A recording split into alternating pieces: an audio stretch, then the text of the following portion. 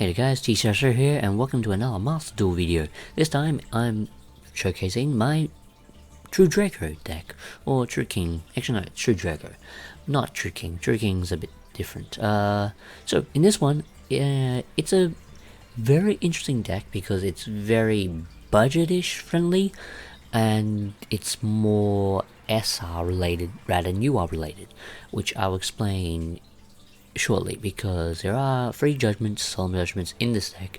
You don't have to run 3, you can just run 1. But yeah, there are some things in here that you can alter and you can adjust to whatever your budget is, or whatever you want to run. So I'll explain some other tech cards you can actually run in this that you can actually use rather than following this whole list in general if you don't like certain ratios. So, in this one, we're running 2 Majesty Maiden, 3 Ignis Heat, and 3 Dynamite. Now, what they do is when they're tribute summoned, they can use spell and traps, continuous spell and traps on the field to tribute summon themselves. So, instead of having a monster on the field, you can actually use a continuous spell and trap to tribute summon over it. So, it's very, very handy.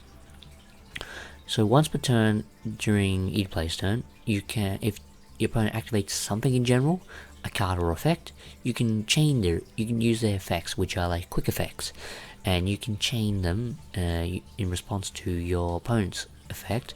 And what Majesty Maiden does, it allows you to add a True Draco or True King monster from your deck to your hand. So if they activate anything on the field when this tribute summons on the field, you can add a True King, True Draco monster.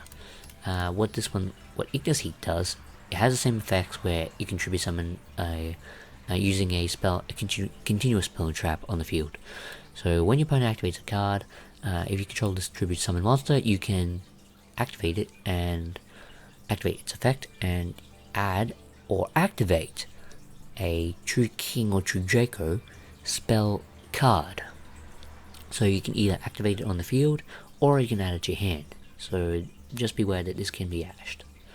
The Dynamite is the only SR of the True Draco monster lineup that you only need to run, and it has the same effects where you tribute summon using a continuous spell and trap.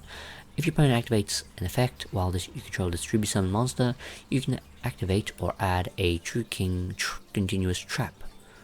So very, very good. I'm also running 1 Duster. You can actually replace this. This deck has quite a bit of spell trap removal already, but I do like a bit of removal in a sense that this deck doesn't like back row, but it does it can get around like big boards in a way, depending on if they can be targeted. 1 Terraforming, 3 customise. You do run a lot of back row decks, so it is a back row based deck, but it's kind of like a stun based tempo-ish type of deck, if that makes sense.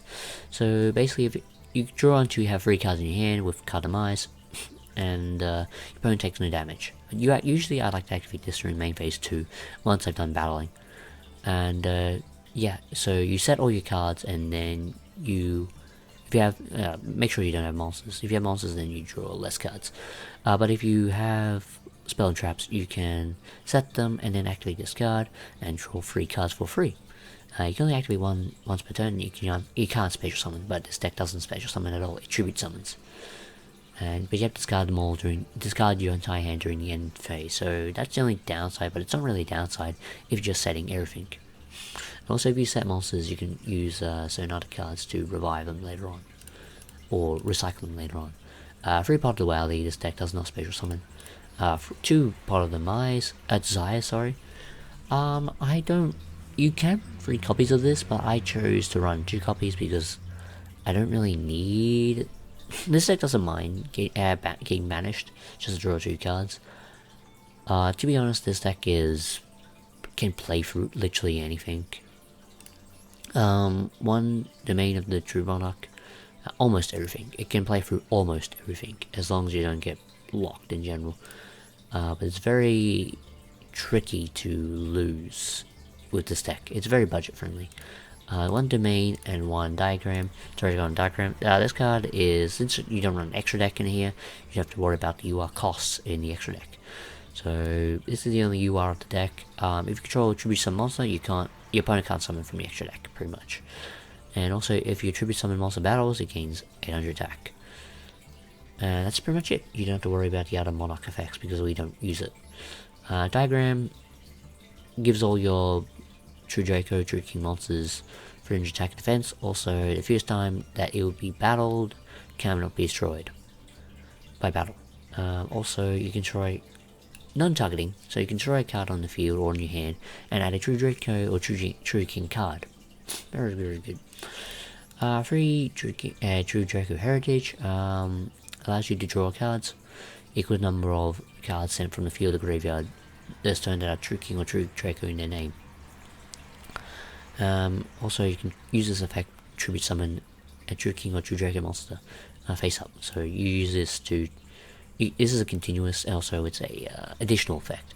So you can use this effect to tribute summon any one of these, and also you can still tribute summon during the same turn if you have another way. So you can literally tribute summon up to 3 times per turn.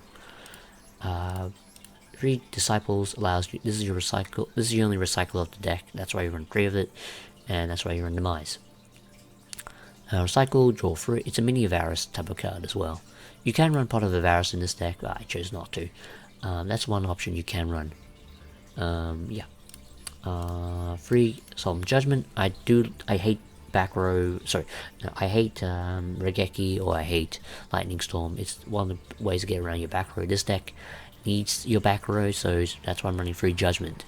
You can run like Imperial Order if you own it, so that's also another option, but it's also another UR. 3 Skill Drain. Pretty explanatory. You don't want monster effects and pretty much big beaters. 3 Monarch's Erupt. So what this card does is, if you have no cards in your extra deck and you control Tribute Summon monster, it negates all face-up monsters' effects on the field except Tribute Summon monsters. So it's like a skill drain but better, and it's normal. During the end phase, if you don't control Tribute Summon monster, negate the it sends it up to the graveyard during your end phase.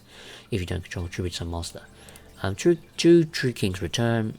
You don't need 3 of this, but if you want to run 3 of it, you can. It is a budget option. You could probably take out another Judgment just to play 3 of this, and also you can probably take 2 of this.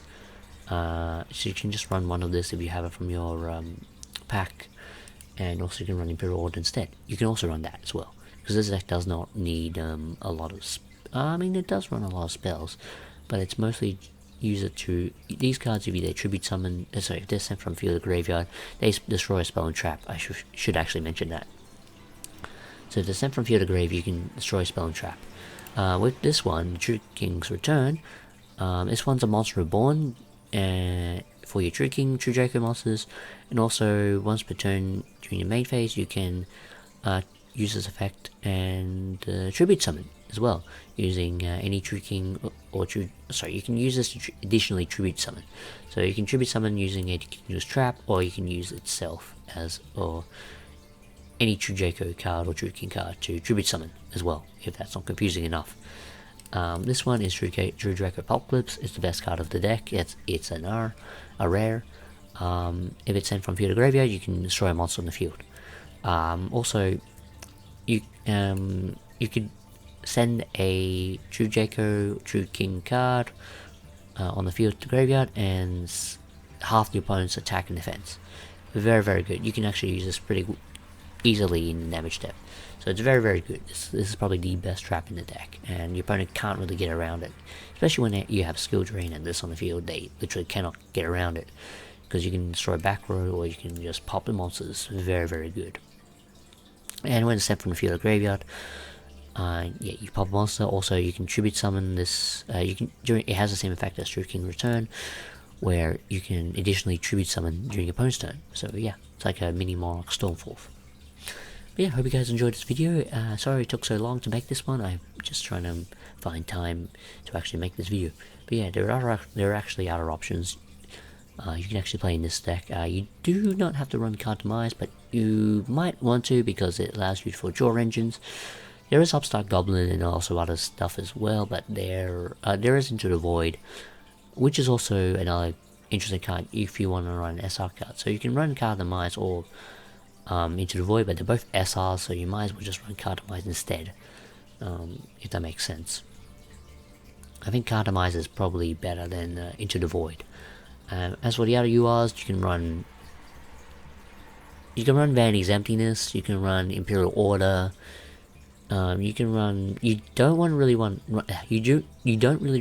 to run hand traps, because this deck needs all of its continuous cards or ways to get into your floodgates. That's why I'm not running hand traps in this deck. So it's kind of like the budget-ish. It's like a budget type of stall deck. Not really stall, but it's kind of like a budget-ish stun deck. That's what I was trying to say. It's a S word. But yeah, I hope you guys enjoyed this deck profile, and yeah, please enjoy the replays and rate, comment, and subscribe. I'll see you guys next time. Bye bye.